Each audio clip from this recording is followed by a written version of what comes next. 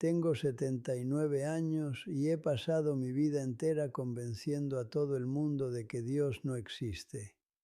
Fui el gran referente del escepticismo en la Universidad de Salamanca, el hombre que supuestamente mató a Jesús usando solo libros y documentos antiguos. Pero ahora, mientras escucho el pitido de este monitor cardíaco y huelo el desinfectante del hospital, me doy cuenta de que mi orgullo ha sido mi mayor cárcel. Durante décadas fui capaz de pisotear a mi propia hija, Lara, humillándola en el periódico nacional solo para demostrar que yo tenía razón. Sin embargo, hace poco mi corazón se detuvo exactamente 4 minutos en medio de una conferencia y lo que vi allí, donde termina la ciencia y empieza el frío de verdad, cambió todo lo que creía saber sobre la muerte.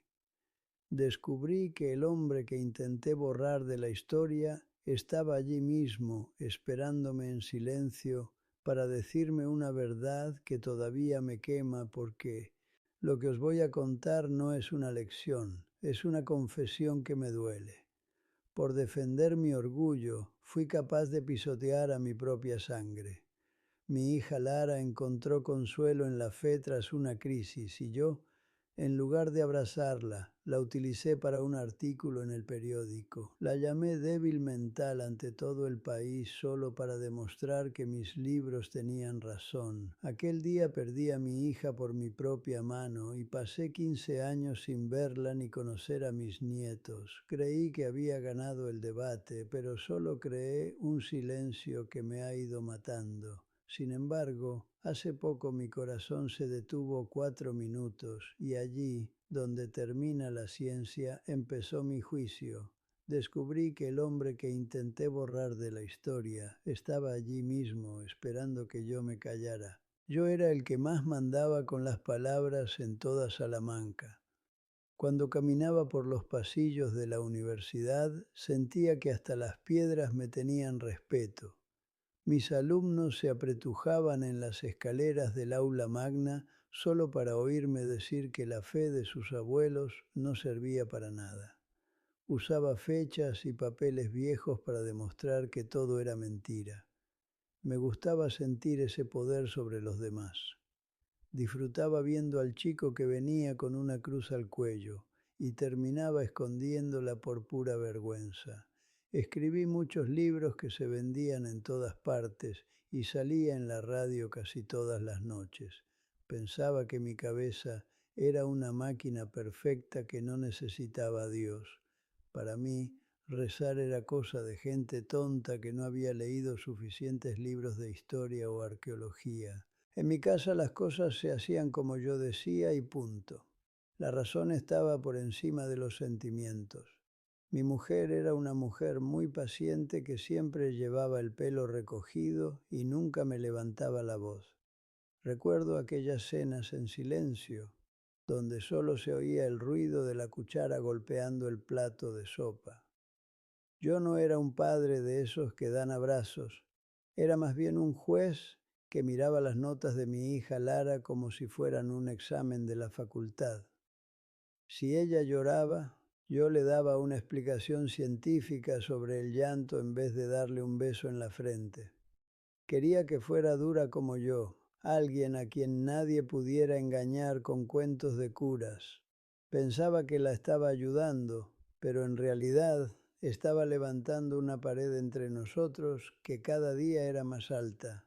Una tarde de mucho frío, mientras buscaba fallos en un libro antiguo de la biblioteca, leí unas frases que me dejaron un mal cuerpo extraño.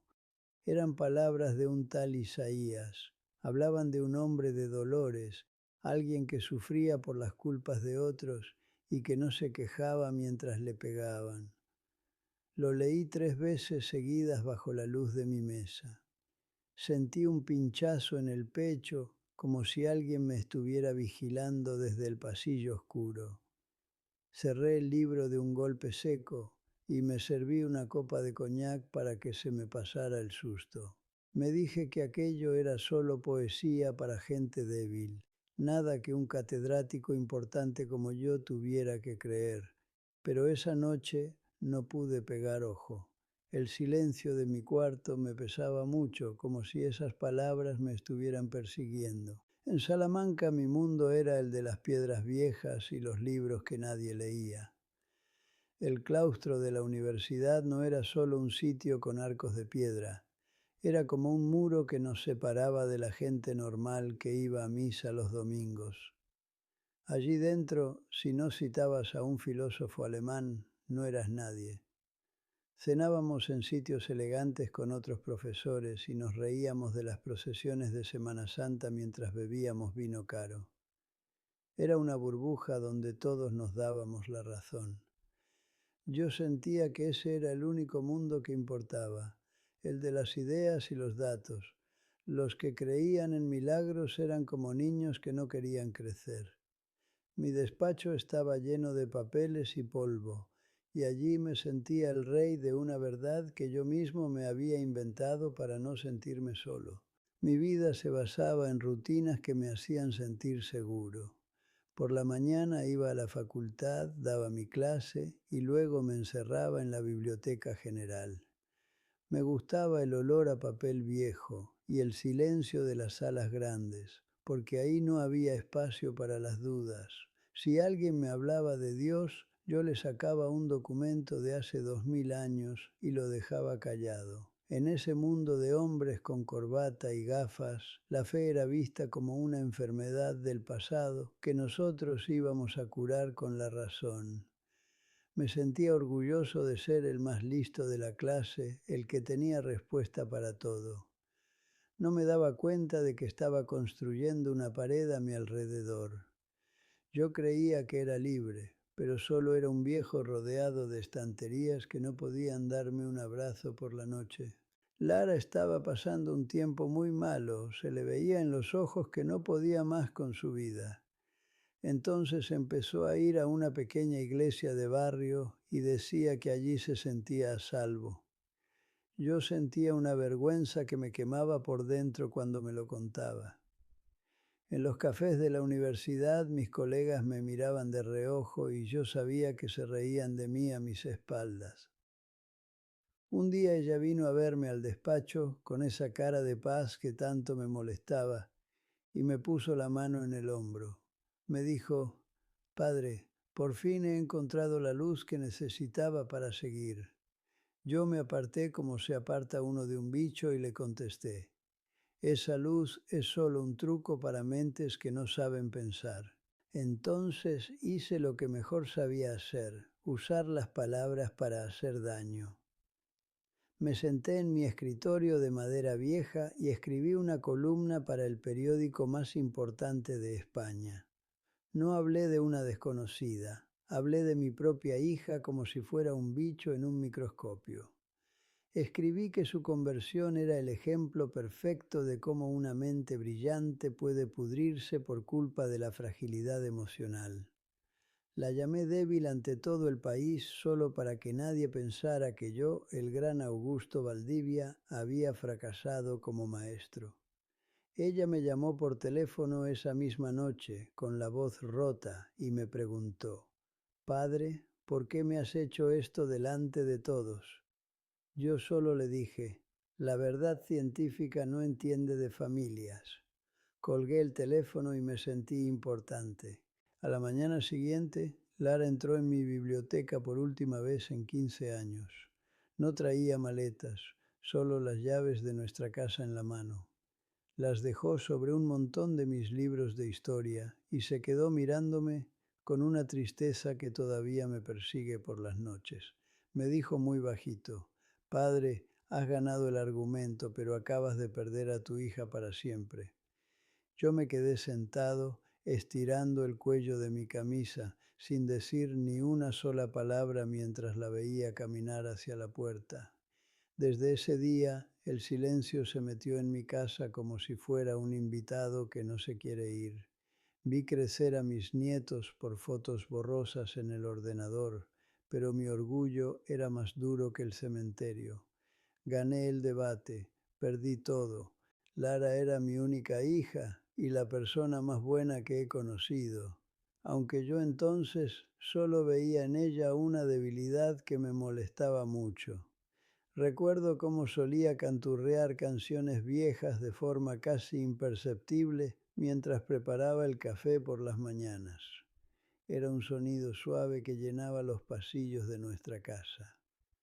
Cuando publiqué aquel artículo cruel en el periódico nacional, su rostro cambió para siempre.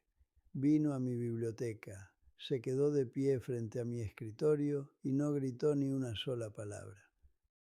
Tenía un pequeño lunar cerca del ojo izquierdo que parecía temblar mientras me miraba fijamente. Con una calma que me dio mucho miedo, puso las llaves de casa sobre mi libro premiado. El metal chocó contra el papel con un ruido seco. Me dijo que yo había ganado el argumento, pero que la había perdido a ella. Pasaron 15 años que se sintieron como un invierno que no se acaba nunca. Durante todo ese tiempo, mi vida se volvió una rutina de silencios y de mirar la pantalla del ordenador a escondidas. Veía las fotos de mis nietos, Hugo y Elena, creciendo en imágenes borrosas que encontraba por internet. No sabía a qué olían sus cabezas ni cómo sonaban sus risas cuando corrían por el parque. En las cenas de Navidad, mi mujer y yo nos sentábamos y el sitio de Lara se quedaba vacío, como un hueco que hacía que nos quedáramos siempre callados sin saber qué decir. Yo seguía dándome importancia en la universidad, pero al llegar a casa sentía un frío que no se quitaba ni con la calefacción. Sabía que ella vivía cerca del río Tormes, pero mi orgullo era una pared demasiado alta. A veces encontraba cosas pequeñas que me recordaban lo que había tirado a la basura por pura soberbia.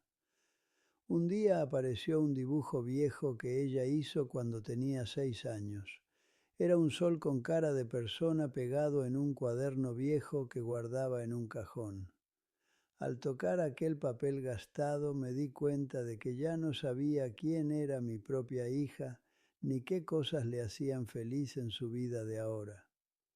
Mis colegas de la facultad seguían alabando mis libros de ateísmo, pero ninguno de ellos sabía que yo pasaba muchas madrugadas mirando el teléfono en silencio absoluto. Esperaba una llamada que nunca llegaba porque yo mismo le había dicho que no quería saber nada de sus nuevas creencias religiosas. Perdí el gesto que ella hacía de colocarse bien las gafas cuando estaba nerviosa. Me convertí en un hombre lleno de datos pero vacío.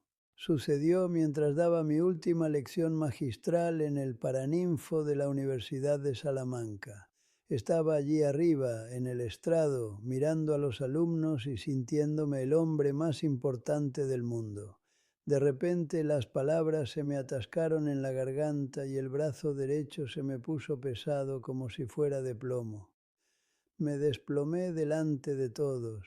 El mismo suelo de mármol donde yo había pasado 50 años intentando matar a Dios se convirtió en el sitio donde casi me muero yo. Sentí el frío de la piedra contra mi mejilla y luego todo se quedó a oscuras. Mi corazón se detuvo 4 minutos seguidos. En esa oscuridad no vi luces blancas, solo vi mi vida pasando por delante. Sentí el peso de cada mentira que escribí contra el amor. Ya no era un catedrático importante, era solo un hombre asustado. Cuando abrí los ojos en el hospital clínico, mi boca estaba torcida y no podía hablar bien. Mi mujer estaba sentada al lado, llorando bajito. Vi que sobre la mesilla blanca había una Biblia pequeña y vieja. La señalé con mi mano temblorosa porque necesitaba tocarla. En ese momento recordé aquellas palabras de Isaías que leí en la biblioteca hacía tantos años y que intenté olvidar con mucha soberbia. Él fue herido por nuestras rebeliones. Me di cuenta de que el varón de dolores no era un cuento para gente tonta que yo pudiera romper con mis documentos antiguos. Él estaba allí mismo, en aquella habitación que olía a medicina, mirando mi alma rota y sucia.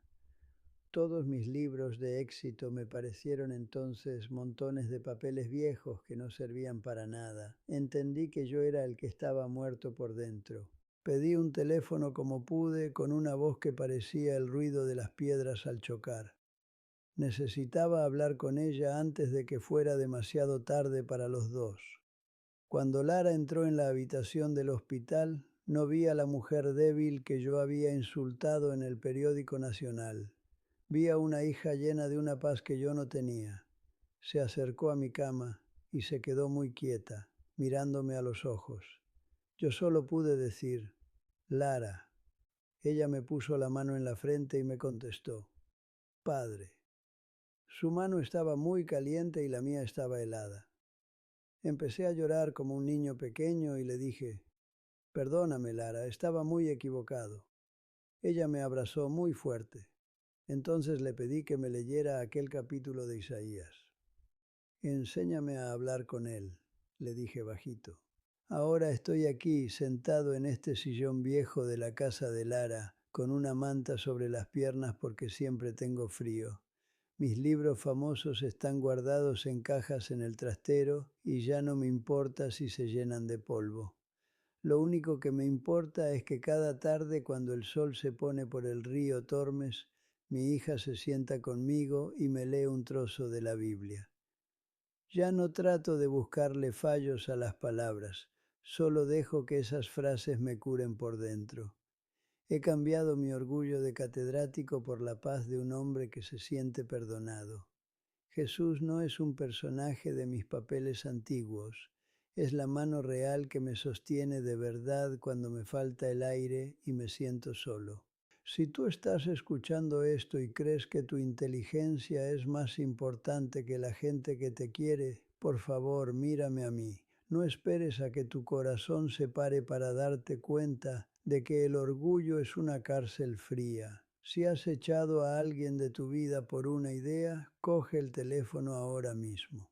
Llama a ese hijo y dile simplemente que lo sientes. No intentes ganar el debate otra vez, intenta recuperar el amor que tiraste. Si esta historia te ha servido, suscríbete al canal y compártela con alguien que sea tan cabezota como lo fui yo. No dejes que tus estanterías se llenen de premios mientras tu casa se llena de silencio.